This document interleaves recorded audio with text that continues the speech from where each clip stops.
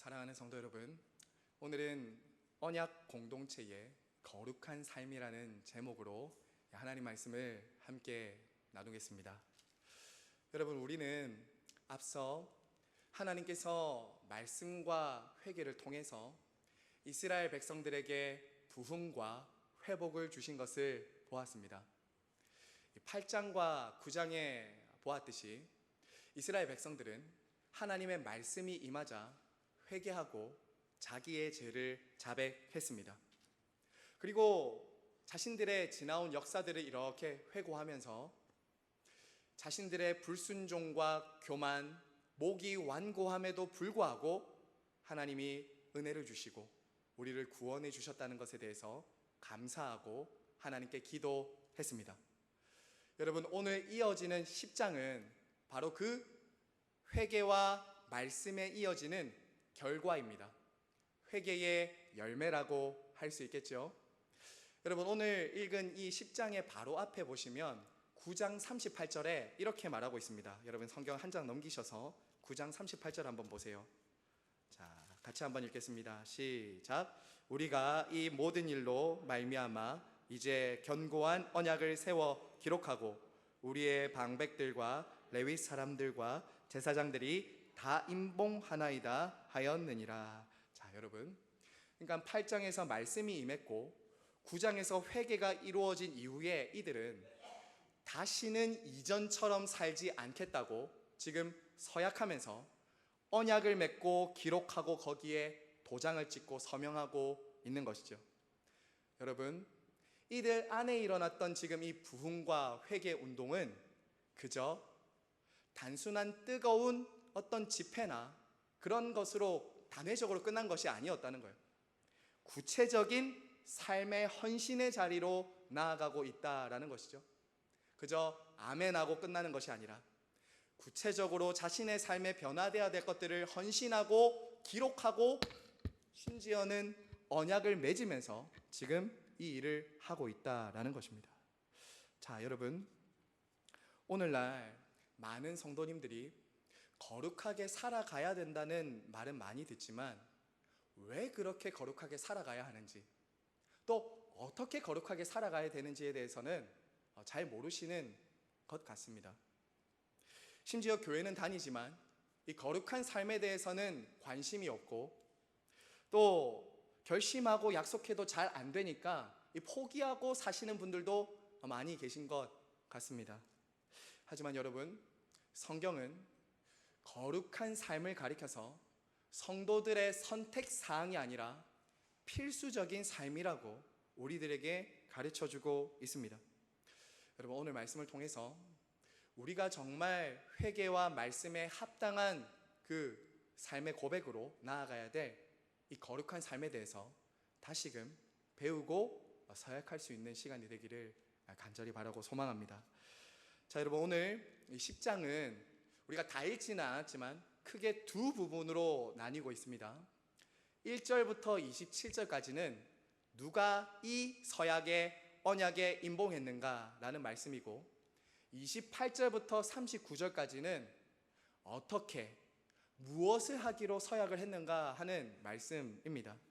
자, 여러분, 먼저 1절부터 27절까지 이 언약에 임봉하고 서약한 사람들이 누구인가? 여러분, 이 84명의 사람들의 이름이 쭉 기록이 되어 있는데요, 여러분, 이것을 우리가 잠깐 한번 살펴보겠습니다.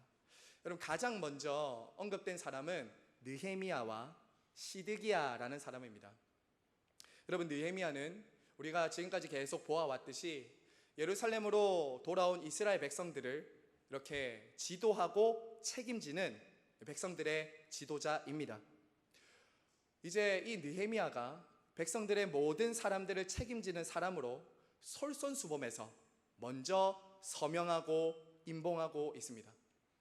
이어서 나오는 이 시드기야라는 사람은 앞에서는 한 번도 등장하지는 않았지만 느헤미야와 함께 언급되는 것을 보아서 그는 아마 느헤미야의 보좌관이었거나 그의 비서나 고위 관리였을 것이라고 이렇게 추정을 합니다. 여러분, 이처럼 정치 지도자들이 먼저 하나님과의 언약에 이렇게 서명을 한 이후에는 제사장과 레위인들, 이 종교 지도자들이 이 언약에 임봉하고 서약을 하고 있습니다. 이게 2절부터 13절까지 이렇게 나오고 있고요. 그리고 14절부터 백성들의 지도자 44명들이, 백성들의 우두머리 44명의 명단이 나오고 있습니다. 여러분, 그런데 여기서 좀 독특한 점은 이 백성들의 우두머리의 44명의 명단에 보시면 앞에 나오는 21명의 이름이 에스라서 2장에 나오는 사람들의 이름과 평행을 이룬다는 거예요. 자, 이것은 어떤 의미냐면요, 에스라서 2장에 나오는 사람들은 그 사람들은 누구냐면 바벨론에서 처음으로 돌아온 1차 포로 귀환 자들의 명단입니다. 자, 이것을 쉽게 말하면 이런 것입니다. 절반가량은 1차 포로 귀환 때 돌아왔던 사람들이고, 그 외에 기록된 나머지 지금 우두머리들은 최근에 예루살렘으로 돌아왔던 사람들의 명단이 지금 기록되어 있다라는 것이에요. 그러니까 언약 갱신이 초창기부터 그곳으로 돌아왔던 사람들로부터 시작해서 최근에 왔던 사람들 모두가 함께 이 언약에 임봉하고 서명하면서 우리 모두가 이 언약에 동의하고 참여하겠다라고 지금 하고 있는 것이죠. 여러분, 이처럼 지도자들이 솔선수범해서 앞서 언약하고 임봉하자 백성들이 우리도 그렇게 하겠습니다 라고 하고 있습니다. 여러분, 28절 말씀, 10장 28절 말씀 우리 다 같이 한번 읽겠습니다. 시작. 그 남은 백성과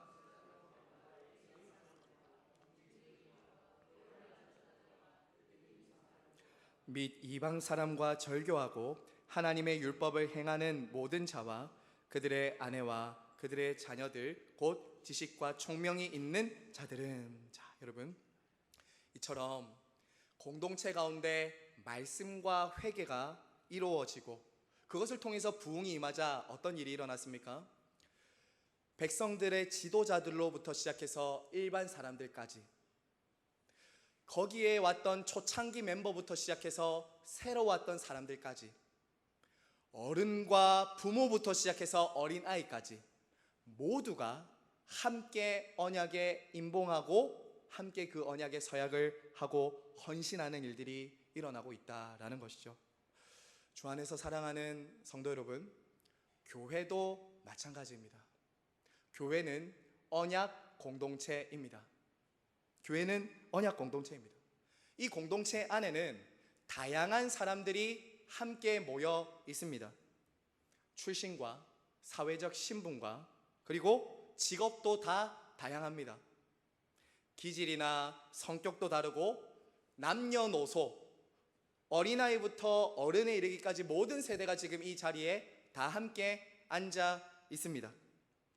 이 교회에 오래 다닌 사람도 있고 최근에 온 사람들도 있습니다. 하지만 여러분, 우리가 기억해야 될 것은 무엇입니까?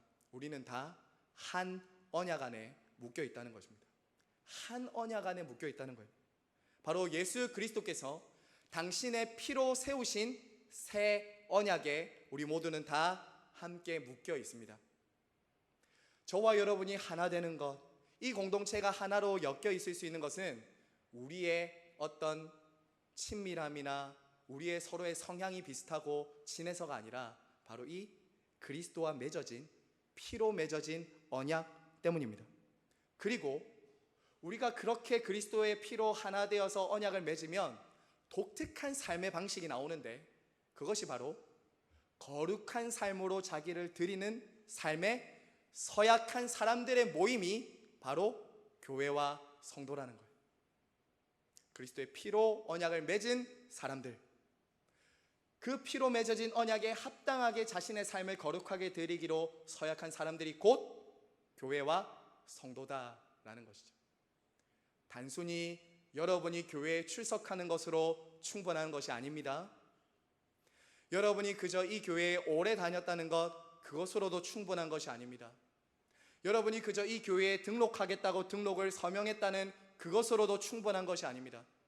교회와 성도는 어떻게 된다고요? 우리 각자가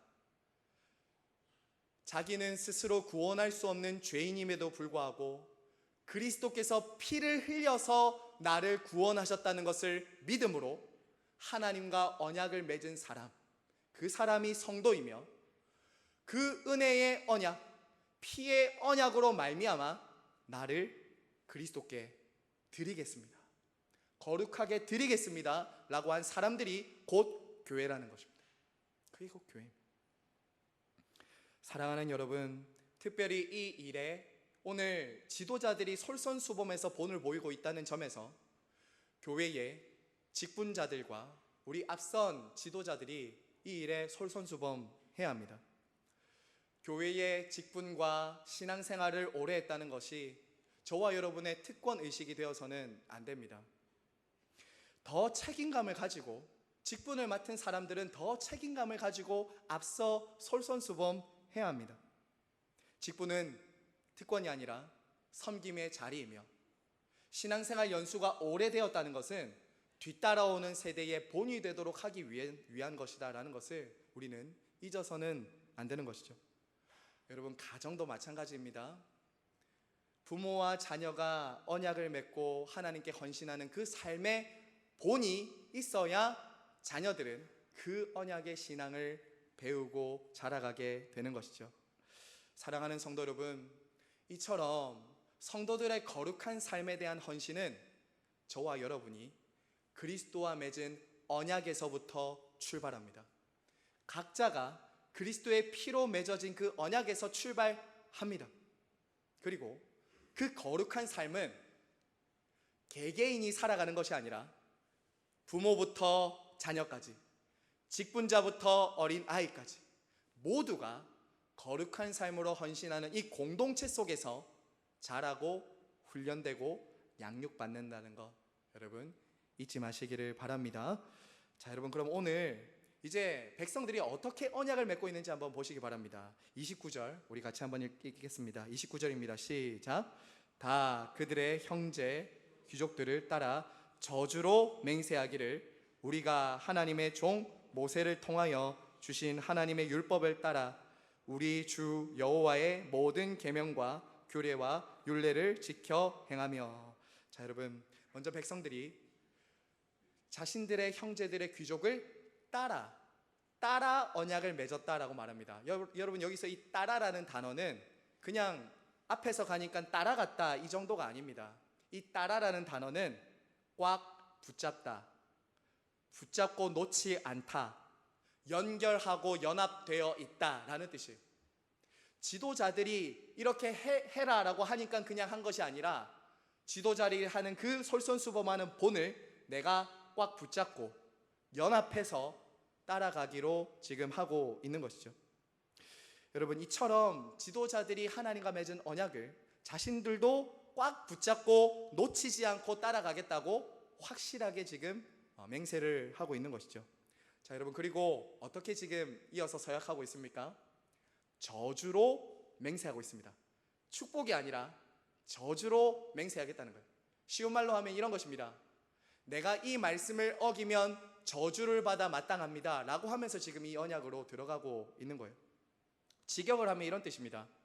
저주와 맹세 안으로 들어갔다, 이런 뜻이에요. 저주와 맹세 안으로 들어갔다.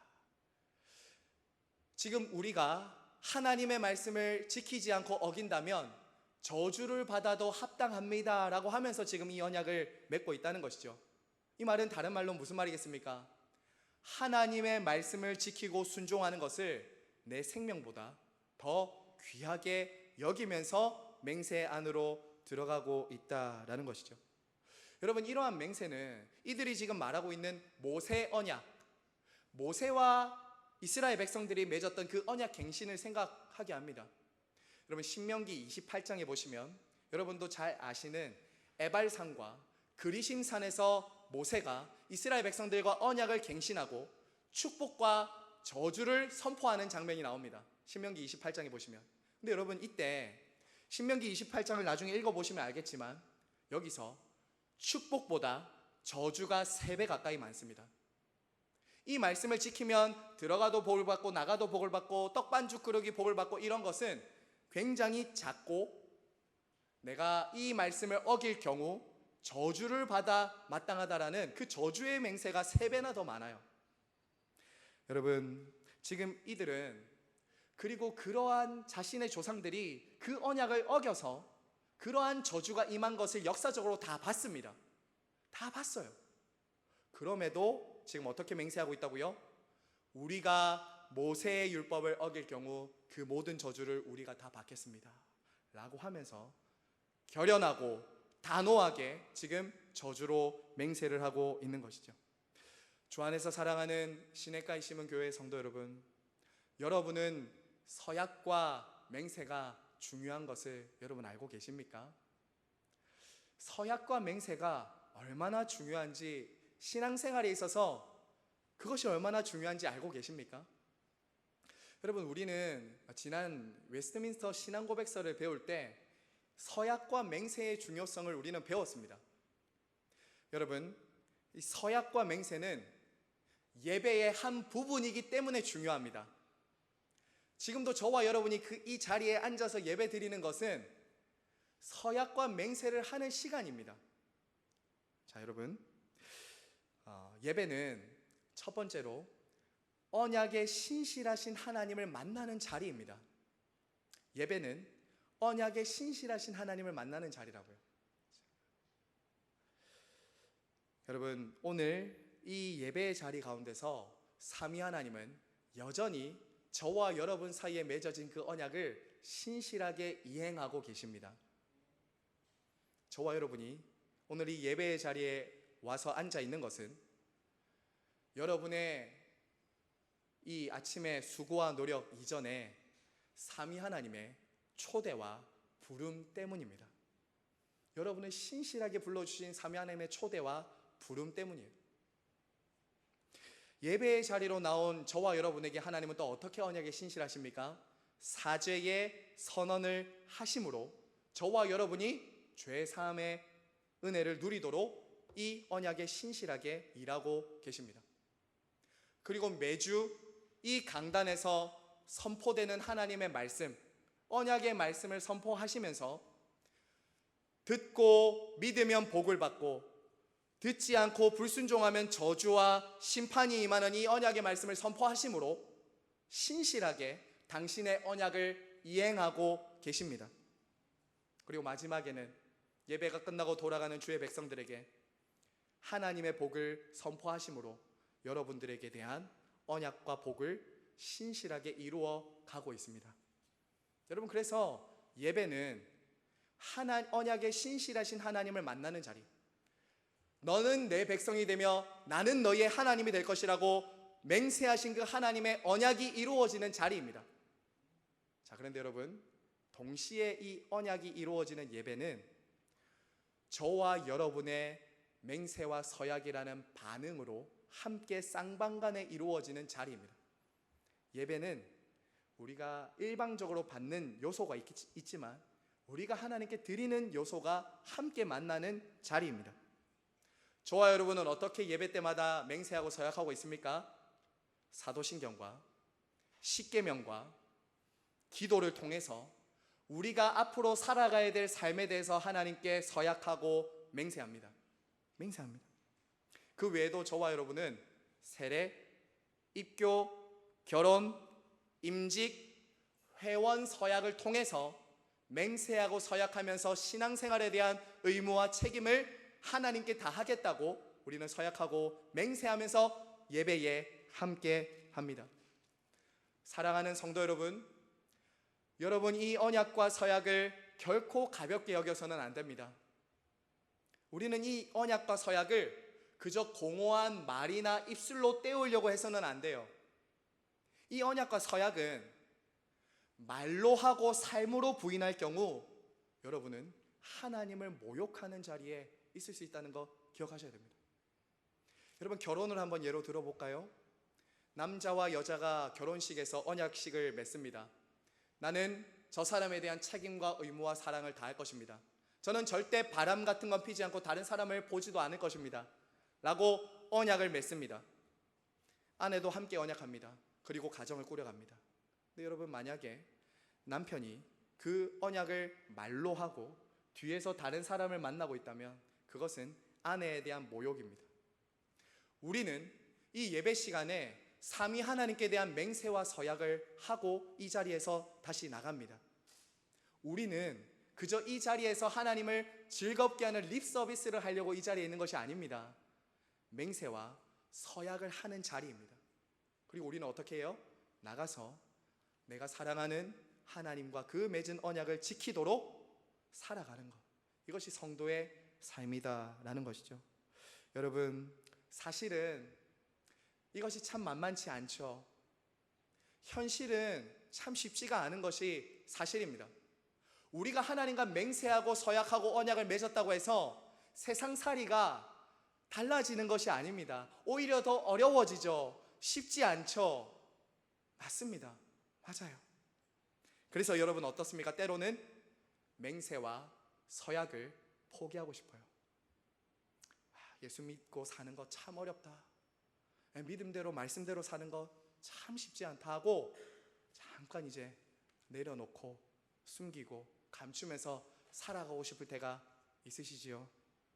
하지만 여러분, 그래서 우리는 날마다 우리 힘으로 이 맹세와 서약을 지킬 수 없는 사람들이기 때문에 성령님의 도우심과 은혜를 구해야 합니다.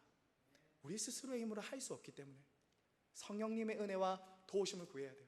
그리고 여러분이 실패하고 넘어질 때마다 포기하고 주저앉아만 있으시면 안 됩니다. 내가 또 이렇게 죄짓고 넘어졌구나, 내가 하나님과 약속하고 맹세했는데 내가 또 이렇게 죄짓고 넘어졌구나 라고만 계시면 안 됩니다. 그리고 내가 하나님 앞에 벌 받을까 봐 벌벌 떨면서 그냥 주저앉아 있을 필요도 없습니다. 왜 그렇죠? 저와 여러분 사이에 맺어진 그 언약, 하나님과 여러분 사이에 맺어진 그 언약은 여러분 꼭 기억하십시오. 저와 여러분이 하나님의 말씀을 어겨서 저주받고 심판받아야 될 그 자리에 그리스도께서 심판받고 저주받으시는 그 피로 말미암아 세워진 언약이기 때문에 저와 여러분은 그리스도를 의지함으로 다시 담대히, 때로는 뻔뻔히 나아가서 하나님 용서해 주십시오, 하나님 제가 다시 그리스도를 위해 살아가겠습니다 라고 서약하고 맹세해야 된다는 거예요. 다시 그렇게 하셔야 돼요. 때로는 넘어지고 실패하더라도 그리스도를 바라보면서, 그리스도를 의지하면서, 그리스도의 피를 주장하면서 그 언약을 새롭게 하고 그리스도를 위해 살아가는 여러분 모두가 되시길 간절히 바라고 소망합니다. 여러분, 끝으로 오늘 여러분, 이스라엘 백성들은 그처럼 하나님 앞에 맹세하고 서약하면서 구체적으로 무엇을 하나님께 거룩하게 드리고자 지금 서약하고 맹세하고 있습니까? 세 가지입니다. 결혼과 안식일과 그리고 헌금입니다. 이 세 가지예요. 여러분, 사실 제가 오늘 말씀을 묵상하고 준비하다가 상당히 많은 부담이 되었습니다. 본문이 사실은 지금부터 나눌 이 본문의 말씀은 우리 자신과 교회 공동체를 이렇게 자세하게 좀 이렇게 성찰하고 보여주는 말씀이기 때문에 혹시라도 들으시는 분 중에 상처를 받으시는 분이 계시면 어떡하나 라는 좀 부담이 생겼습니다.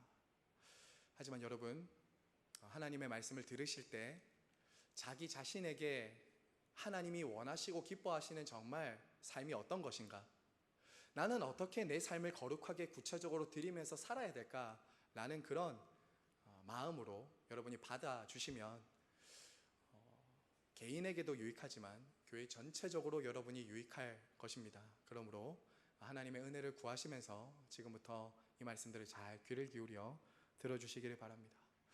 자, 여러분, 먼저 이 30절에 보시면 이제 이방인들과 결혼하지 않겠다라고 말합니다. 이방인들과. 자, 여러분 30절 말씀 다 같이 한번 읽겠습니다. 11장 30절입니다. 시작. 우리의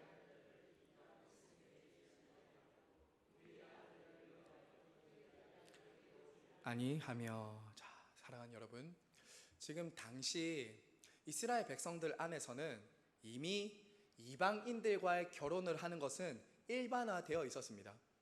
그것이 율법이 금하는 것은 알고 있었지만 암묵적으로 동의하고 덮어두고 그냥 이렇게 지나왔던 하나의 문화처럼 형성되어 있었습니다. 여러분, 심지어는 제사장들까지도 이방인들과 결혼하는 그런 잘못에 빠져 있었던 때가 바로 이 시대였습니다. 그만큼 방관하고 있었다는 것이죠. 하지만 여러분, 이방인들과의 결혼을 하지 말라는 것은 단순한 민족적이고 혈통적인 것을 지키기 위한 것이 아니었습니다. 이방인들과의 결혼을 하지 말라는 것, 이 통혼을 금지하는 것은 그들의 신앙과 하나님의 말씀을 붙잡고 살아가겠다고 하는 것에 대한 위협을 주는 요소였기 때문입니다. 위협을 주는 요소였기 때문입니다. 여러분, 하나님은 신명기 7장에서 이방인들과의 결혼을 금하면서 이렇게 말씀하셨습니다. 그들이 너희 자녀들을 유혹해서 여호와를 버리고 다른 신들을 섬기게 할 것이다, 이렇게 말합니다. 이방인들과의 결혼을 금지한 것은 유대 민족주의를 고취시키는 것이 아니라 여호와를 믿는 언약과 신앙을 지키기 위한 핵심적인 것이었어요. 그래서 우리는 이스라엘 백성들의 이런 역사를 보면 그들이 이방인들과 통혼을 해서 바알과 아세라와 몰렉과 이방 신들의 우상을 섬기는 것을 우리는 보게 되는 것이죠. 여러분, 그래서 이러한 풍습을 끊을 필요가 있었던 것입니다. 자, 그래서 이방인들과 통혼을 금함으로 자신들의 민족적인 정체성을 넘어서 신앙과 믿음을 결단하고 있는 것이죠. 사랑하는 성도 여러분, 결혼은 하나님이 제정하신 거룩한 제도입니다.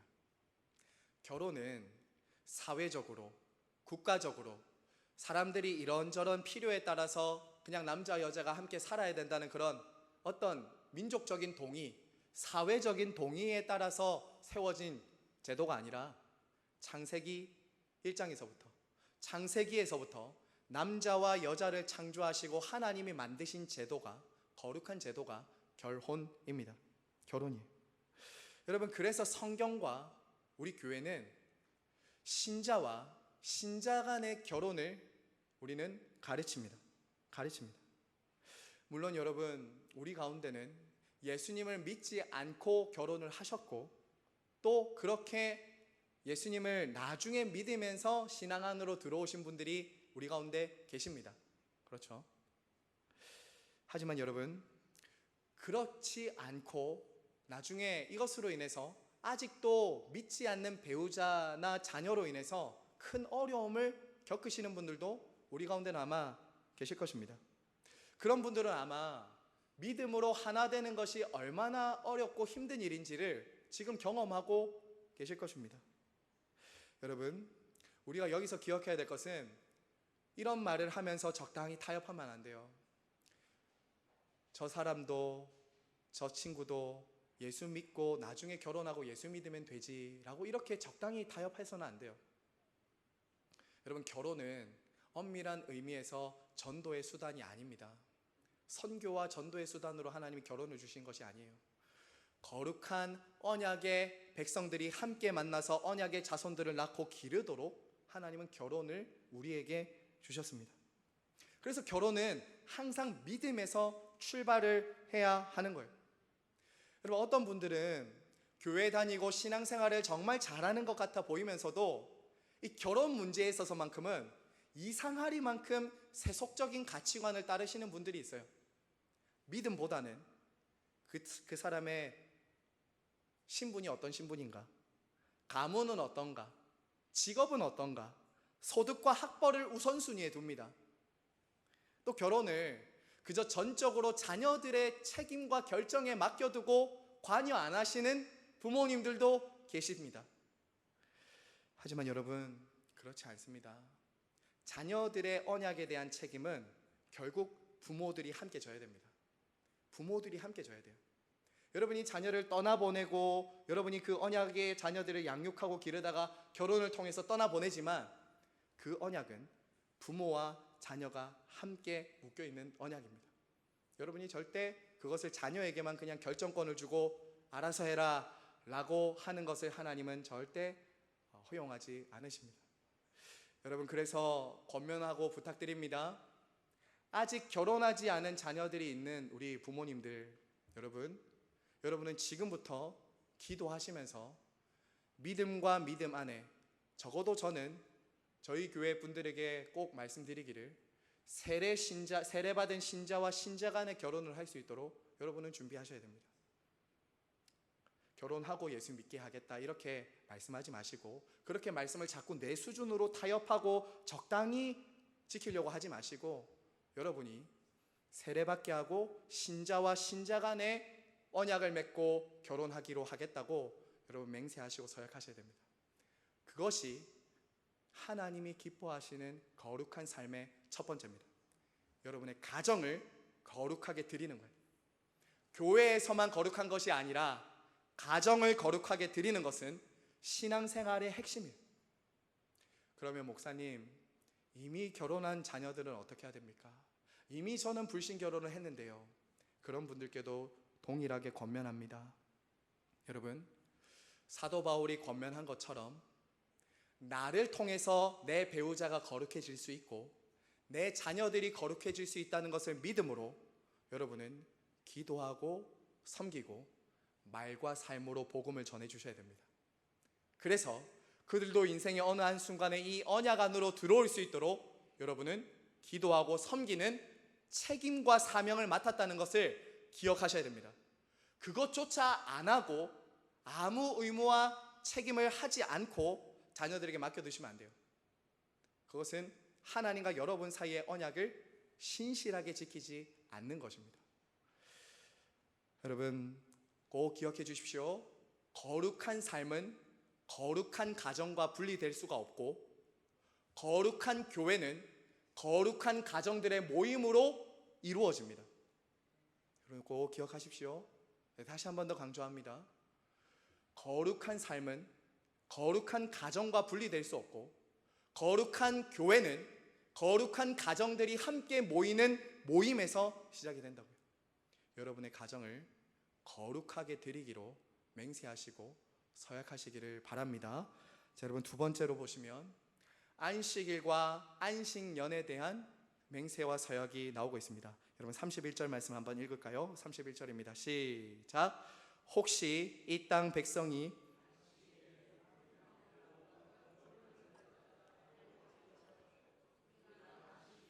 성일에는 그들에게서 사지 않겠고 일곱째 해마다 땅을 쉬게 하고 모든 빚을 탕감하리라 하였고.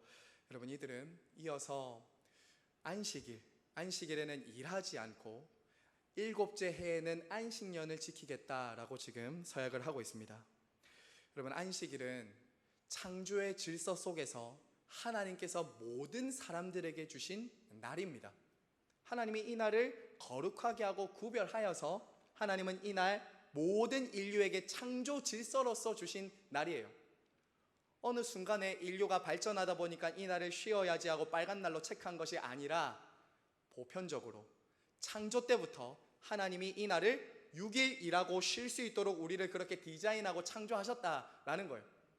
그리고 신약의 성도들은 그리스도께서 죽으시고 부활하신 부활절, 부활하신 그 부활의 그 날을 주일로 지키면서 우리의 구원의 날로, 우리의 구원하신 날로 기념하고 지키고 있는 것이죠. 여러분 그래서 우리가 지금 이렇게 주일을 지킨다라는 것은 두 가지를 고백하는 거죠. 적어도 첫 번째는 창조주 하나님을 고백하는 거고요, 두 번째는 구원하신 하나님을 고백하는 날로 우리는 이 날을 지금 지킨다라는 거죠.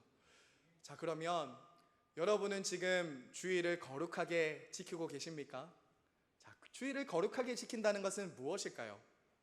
주일 성수에 대한 말 여러분 참 많이 들으실 텐데, 여러분 주일을 거룩하게 지킨다, 첫 번째 제일 중요한 의미는 이거겠죠. 거룩의 제일 기본적인 의미는 구별한다라는 거예요. 구별한다. 가도시라는 말은 구별이죠. 여러분 이 구별은 다른 모든 6일과는 다르게 구별해서 이 날을 지키라는 거예요. 6일 동안 여러분이 열심히 일하고 수고하고 애쓰고 때로는 쉼을 가지고 여러분 나름대로 여행도 갈 수 있고 여러분이 주일 6일 동안은 여러분이 그렇게 살아가다가도 주일이 되면 그 모든 것을 멈추는 것입니다. 구별하는 것입니다. 그리고 어떻게 해야 되죠? 하나님을 예배하고 하나님 안에서 안식하는 것입니다. 하나님 안에서 안식하는 것. 이 안식이라는 단어가 쉬다, 중단하다라는 뜻이에요. 샤바트라는 이 단어가 쉬다, 중단하다예요. 여러분, 오늘날 우리가 살아가는 이 세상 한번 보십시오. 쉬지 못하게 합니다. 안식을 다 빼앗아 가고 있어요. 주 4일, 주 5일을 통해서 사람들에게 복지를 주겠다라고 말하면서도 여러분, 결국에 그것이 무엇이겠습니까? 주 안에서 쉬고 안식하는 것이 아니라 주님 밖에서 너희들의 여가, 너희들의 레포츠, 여러분들의 삶을 더 풍요롭게 즐길 수 있도록 해주는 것이겠죠? 또 반대로 어떤 일들이 일어나요? 야, 쉴 틈이 어딨냐? 빌 게이츠가 말한 것처럼 일요일날 종교 생활하는 것보다 더 비효율적인 일은 없다라고 말했던 것처럼 사람들은 주일날에도 일해야 된다고 말합니다. 돈 벌어야 된다. 할 일이 너무 많다. 여러분, 직업상 불가피하게 일을 해야 되는 직업들이 있죠.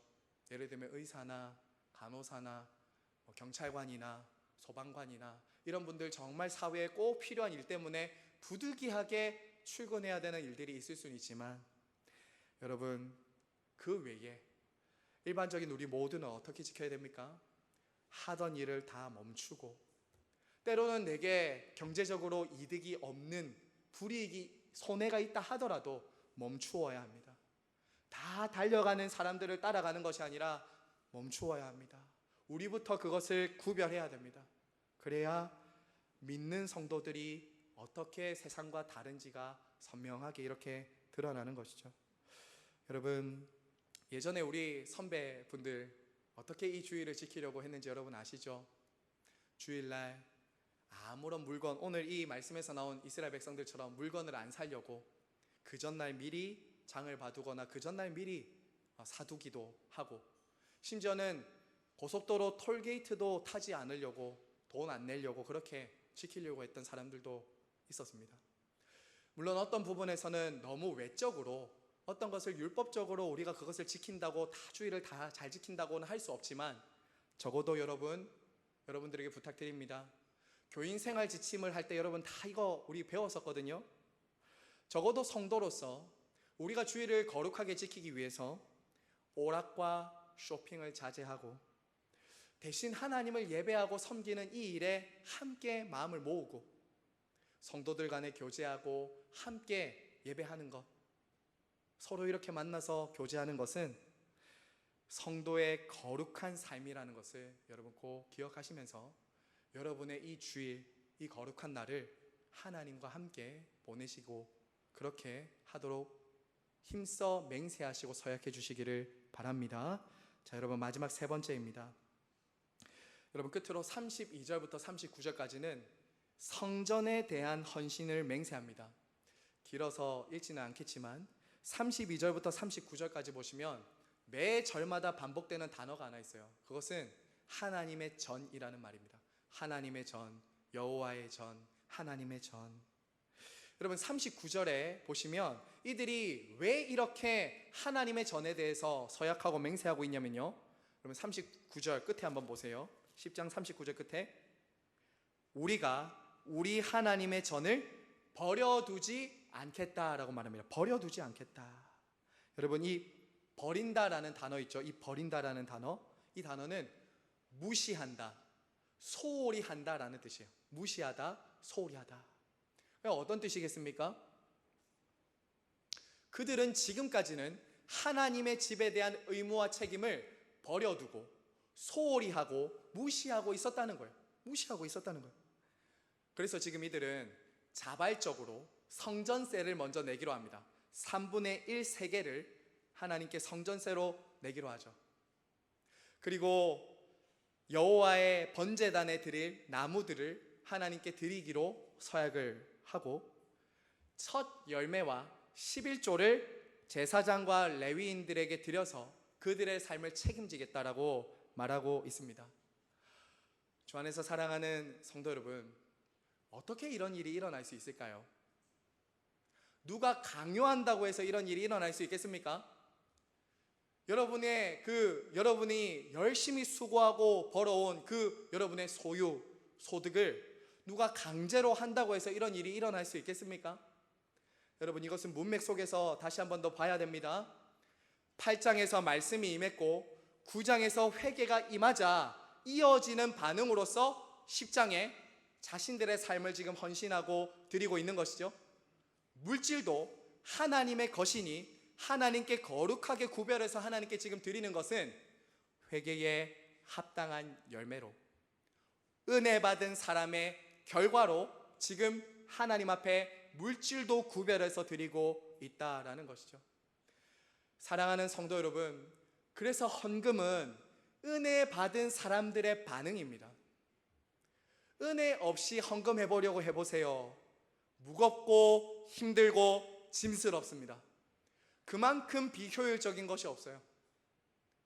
여러분의 호주머니에 있고 여러분의 자식과 여러분의 가정을 위해서 쓸 수 있는 그 돈을 헌금하고 교회에 낸다라는 것, 여러분, 그것만큼 사람들이 볼 때 비효율적이고 이해 안 되는 게 어디 있겠습니까? 하지만 여러분, 오늘 말씀은 어떻게 말합니까? 말씀과 회개와 은혜를 받은 사람들이 자발적으로 하나님께 물질을 구별해서 거룩하게 드리고 있다라는 것이죠.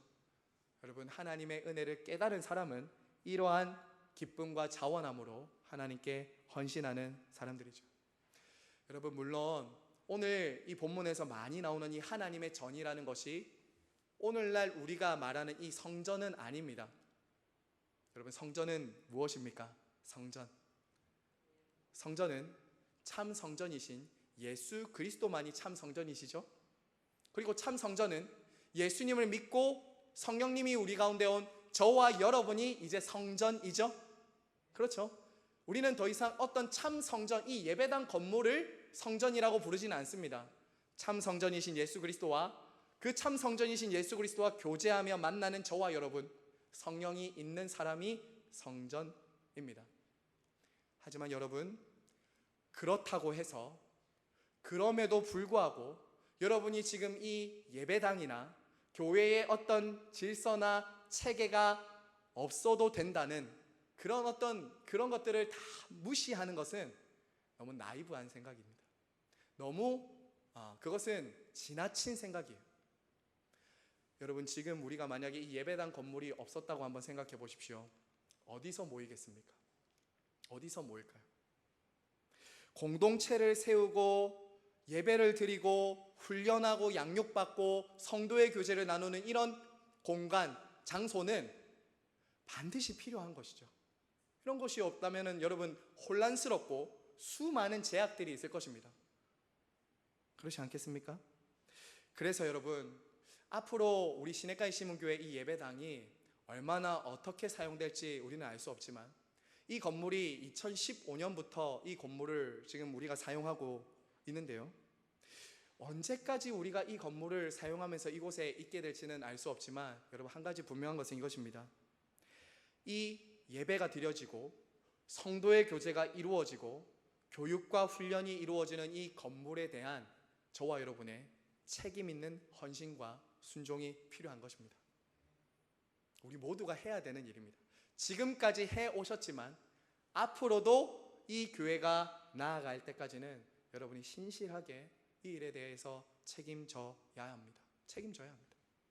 그리고 무엇보다 여러분, 제사장과 레위인들의 삶을 책임졌던 것처럼 여러분이 교회에서 하는 가장 중요한 것 중에 하나, 여러분, 그것은 말씀의 사역자의 필요를 채우는 것입니다. 이것이 설교를 하는 제가, 목사인 제가 말한다라고 생각하지 마시고 지금 제가 성경에 따라서 말씀하는 권면이니 잘 들어주십시오. 여러분, 목회자의 삶이 풍족할 필요는 없습니다. 하지만 여러분, 말씀과 기도에 전무하고 교회의 사명에 집중할 수 있도록 성도는 그 의무와 책임을 다하도록 부름받고 헌신해야 된다는 것은 우리 모두가 해야 될 책임입니다. 저는 목사가 성도가 없어서 정말 교회가 어려워서 이중직해야 된다, 저는 거기에 동의할 수가 없습니다. 저는 이중직을 하지도 않을 뿐만 아니라 안 할 것이지만 여러분들이 그렇게 말씀의 사역자들에 대한 삶에 대한 책임과 의무를 다하지 않아서 목회자들이 택시 운전하고 택배를 해야 되고 그런 일들이 일어나고 있다면 여러분, 정말 그건 가슴 아픈 일입니다. 말씀의 사역자들이 자신이 해야 될 본연의 사명에 집중할 수 있도록 기도하고 돕고 필요를 채우는 것은 구약시대 때부터 제사장과 레위인에 대한 의무와 책임이었을 뿐만 아니라 신약시대의 초대교회 사도들에게도 있었던 일이고, 그 이후에 있는 모든 교회의 역사 속에서 성도들과 교회의 책임과 의무였다는 것, 여러분 꼭 기억하시고 그 일에 신실하게 감당해 주시기를 간절히 바라고 소망합니다. 여러분, 말씀을 맺겠습니다. 성도와 교회는 삼위 하나님과 언약을 맺은 사람들입니다. 그리고 그 언약에 따라 거룩하게 자신을 드리면서 사는 사람들이 성도와 교회입니다. 그러므로 여러분, 오늘 이 말씀을 들으시면서 여러분들은 어떠한 영역에서 여러분들의 삶을 구별하고 거룩하게 드려야 될지를 여러분 다시 서약하고 맹세하고 이 자리를 떠나셔야 됩니다. 사랑하는 여러분, 혹시 어느 순간부터 이 의무와 책임이 무겁지는 않으십니까? 예배를 드리는 것도 조금 짐스럽고 무겁고, 헌금을 드리는 것도, 교회를 봉사하는 것도, 신방을 하는 것도 어느 순간부터 자원해서 기쁨으로 하지 못하고 무겁고 힘들고 어려우신 혹시 그런 분들 계십니까? 여러분, 그렇다면 언약으로 돌아가셔야 됩니다. 그리스도께 내가 받았던 그 은혜로 돌아가셔야 됩니다. 회개와 말씀으로 여러분 안에 마음의 책망과 찔림을 받고 다시 언약으로 돌아가셔야 돼요. 그래야 다시 여러분 안에 기쁨과 자원에서 이 일에 헌신할 수 있습니다. 여러분, 오늘 예배의 자리에서 나가시면서 꼭 여러분 각자가 가정에서, 시간으로, 물질로 나는 어떤 것을 맹세하고 서약해야 될지 꼭 여러분이 기도하시면서 하나님 앞에 서약하십시오. 여러분, 이런 질문들을 하십시오. 나는 나의 결혼과 가정과 부부 관계를 하나님께 거룩하게 드리기 위해서 어떻게 해야 하는가? 나는 나의 시간을 하나님께 거룩하게 드리기 위해서 어떻게 보내야 할까? 특별히 주일과 관련해서 나는 주일을 어떻게 거룩하게 드려야 할까? 그리고 세 번째는 나의 물질을 하나님께 거룩하게 드리기 위해서 나는 나의 헌금을, 나의 물질을 어떻게 사용해야 할까? 사랑하는 여러분, 하나님은 오늘도 언약에 신실하십니다. 그러므로 우리도 그처럼 언약에 신실하신 삼위 하나님께 저와 여러분의 삶의 일부가 아니라 전부를 드리면서 하나님께 서약하시기를 바랍니다. 거룩한 삶을 향한 우리의 맹세와 서약 위에 성령께서 도우시고 은혜를 주시기를 간절히 바라고 소망합니다.